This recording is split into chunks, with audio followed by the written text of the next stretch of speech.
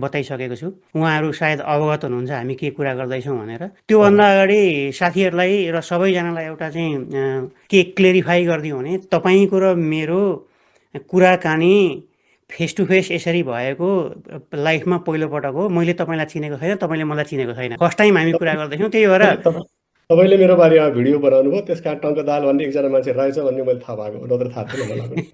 हजुर, भनेको त्योभन्दा अगाडि मेरो भिडियोहरू हेर्नुभएको थिएन तपाईँले। मैले त्यति हेर्दैन थिएँ, किनभने म आफ्नै काममा व्यस्त हुन्थेँ होइन। अब हजुर, तपाईँको बारेमा भिडियो बन्यो अरे भनेर मलाई साथीहरूले पठाएपछि अनि मात्रै मैले हेरेँ अब। मैले तपाईँलाई व्यक्तिगत रूपमा चिनेको छैन। व्यक्तिगत रूपमा नचिन्ने बित्तिकै तपाईँसँग व्यक्तिगत रिसिभी पनि छैन मेरो, लिनु केही पनि छैन। केही उम्, डकुमेन्ट्सहरू मेरो हात पर्यो, जो डकुमेन्ट्समा चाहिँ काठमाडौँ परिसरमा चाहिँ एउटा उजुरी परेको छ। त्यो उजुरीमा चाहिँ यी प्रमाणहरू राखेका रहेछन् भनेर चाहिँ प्रमाणसहित पठाएको हुनाले त्यो प्रमाण पहिला ठिक हो कि होइन, सरकारी तौरबाटै आएकै हुन् कि होइनन् भनेर चेक गर्दा